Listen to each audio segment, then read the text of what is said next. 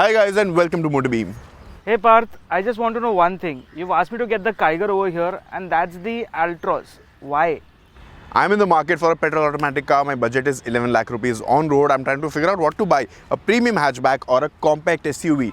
Which is why today I have with me the Tata Altroz DCA and the Renault Kiger Turbo CVT. Let's get started.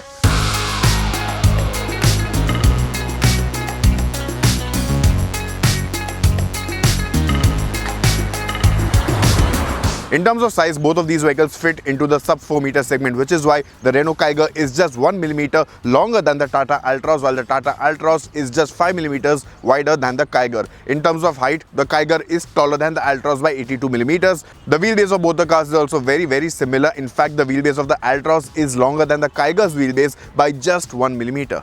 Now both these cars look quite smart. The Tata Altroz is one of the most beautiful cars from the Tata Motors portfolio. The Kiger also looks quite snazzy, and both of these cars also come with some really good and youthful color options. The new Opera Blue shade that you see here on the Altroz is also newly launched.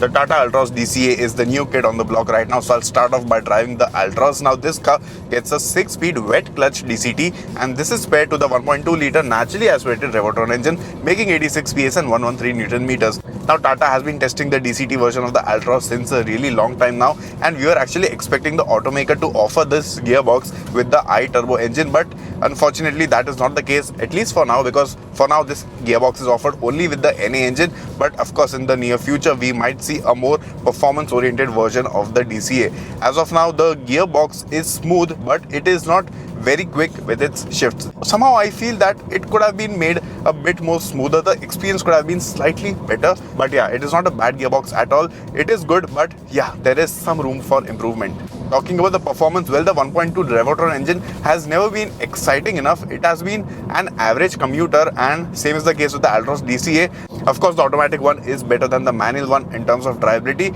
and I think most people who use the car for commuting might not really have a reason to complain. But if you're looking to extract some performance out of the car, well, then you might have to look elsewhere, or maybe just get the diesel Altroz, which is, I think, the best variant of the Altroz on sale today. Now, one more thing I noticed during the test drive is the fact that at higher RPMs, this engine does tend to get very noisy, and if you are stamping on the throttle, the gearbox does hold on to the revs, but at the same time the whole experience becomes a bit noisy, and you also feel the gear shifts happening. So there are some small traits of an AMT also in this DCT. Well, I'm not sure if I'm framing it in the right words or not, but I think you get the gist of what I mean to say.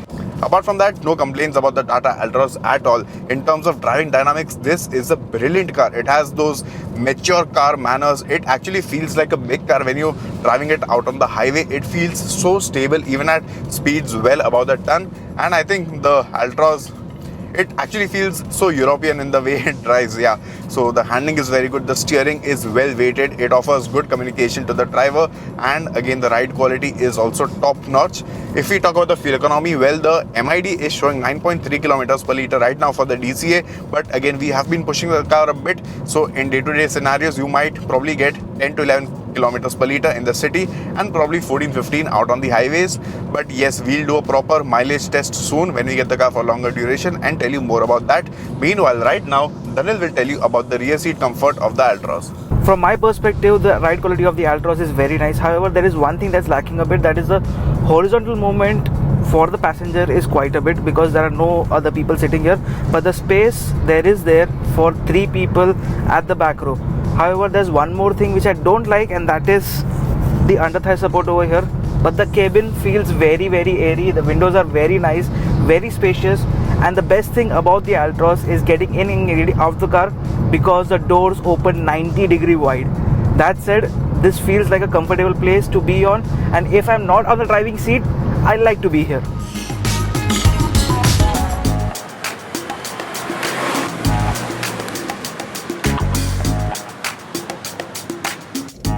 at the wheel of the Renault Kiger now, and the very first thing that I'm liking about this car is the slightly high seating position, which is not only comfortable but also offers a very nice view of what's around the car.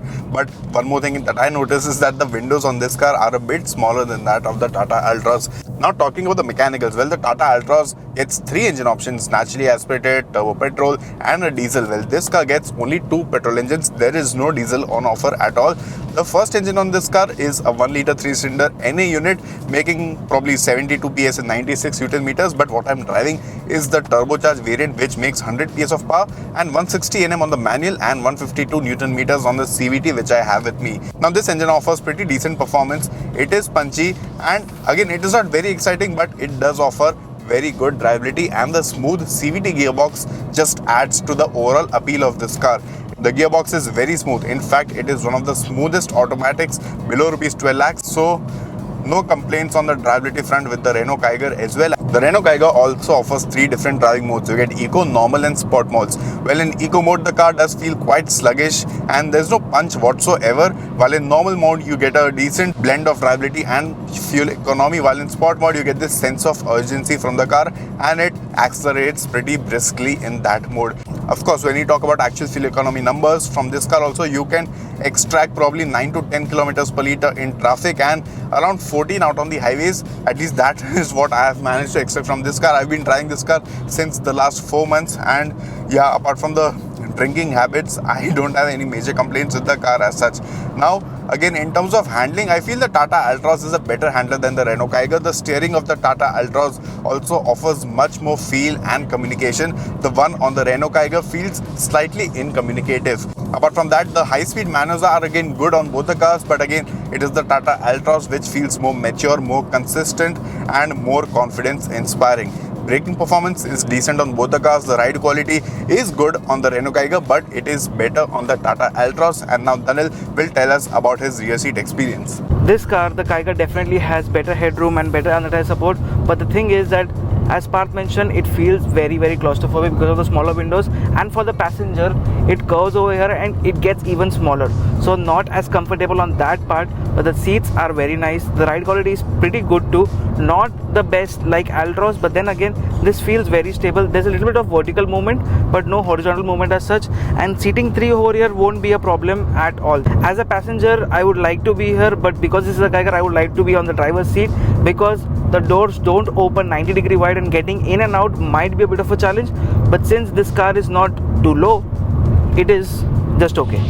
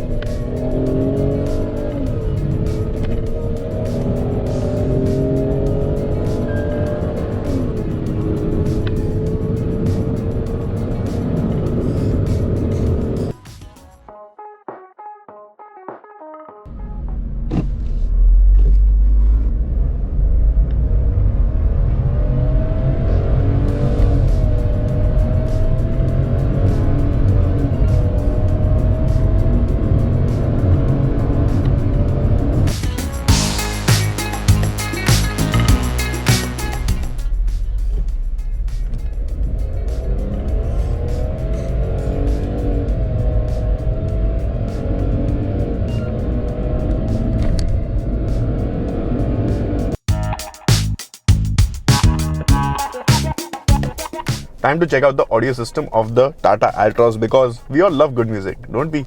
So now this car gets a 7-inch screen and 4 speakers and 4 tweeters from Harman.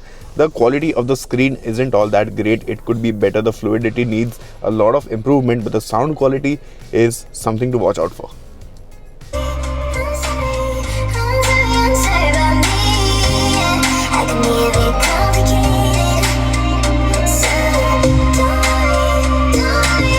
Don't worry about me. I'm a little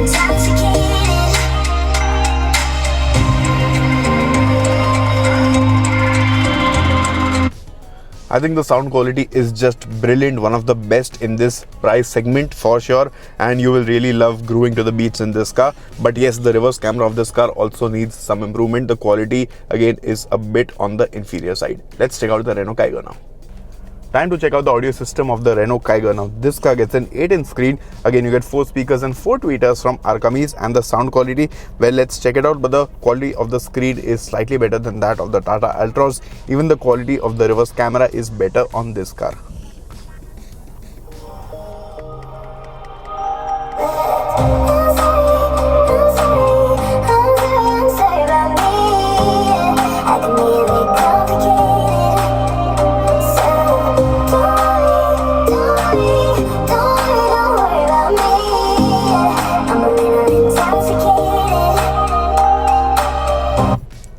Very good sound quality on the Renault Kiger as well. I'll rate the system 9 out of 10, while the sound quality on the Tata Altroz is actually 11 out of 10. Comparing the boot capacities of these cars, the Tata Altroz has a boot capacity of 345 liters. The loading lip over here is a bit on the higher side, and this car also misses out on 60-40 split rear seat. Meanwhile, if we talk about the boot of the Renault Kiger, on this car you get a capacity of 405 liters. You also get a 60-40 split rear seat, but the loading lip is high on this car as well. Time for a bottle holder test, and we'll start off with the Tata Altroz. In the front door of the Altroz, you can easily fit one bottle over here. It will fit in a slanting manner. You can fit another one over here, but that will, probably jut out of the door pad. So we'll consider just one bottle which will fit comfortably in this slot. Moving on to the rear door. Again, you can put a 1 liter bottle over here easily, and that's about it. So that makes it 4 1 liter bottles in the doors of the Tata Altroz. And let's check out the center console.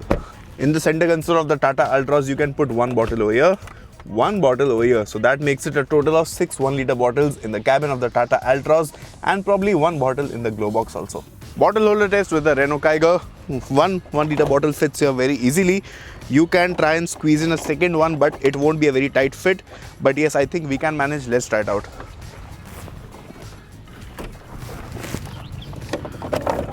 Oh yes, 2 1 liter bottles in the front door of the Renault Kiger. So that makes it a total of 4 bottles in the front doors. And if we talk about the rear door, 1 bottle fits here. Let's try one more.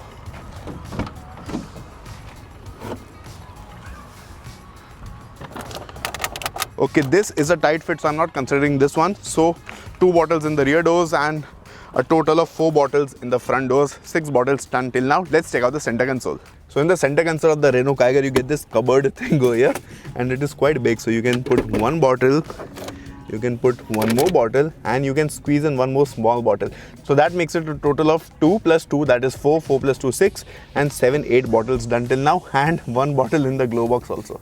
Now both of these vehicles are quite safe. The Renault Kiger has scored a 4-star rating in the global NCAP test. Meanwhile, the Tata Altroz has secured a 5-star rating. In terms of safety equipment, the Tata Altroz gets dual front airbags on every variant. Apart from that, it gets ABS with EBD, CSC, which is corner stability control, and it also gets brake sway control along with ISOFIX style seat mounts. Meanwhile, on the Renault Kiger, you get dual front airbags on the lower variants, and on the higher variants, you get 4 airbags along with, of course, ABS. So what should you buy, this premium hatchback or this compact SUV? Because the prices of both of these cars are very similar. Now it totally depends on your requirements, because both of these cars individually are great products and both of them feel worth the price. Now if I talk about some of the USPs of the Tata Altroz, well, the beautiful design, the practical and comfortable interior, the excellent ride quality, and the big car driving manners of the Tata Altroz do stand out a lot. But the petrol automatic combo is so not the best. This car also gets a turbo petrol engine and even a diesel engine, which is missing on the Renault Kiger. Meanwhile, on the Renault Kiger, again you get a very nice design, a practical interior, and some really good features for the price.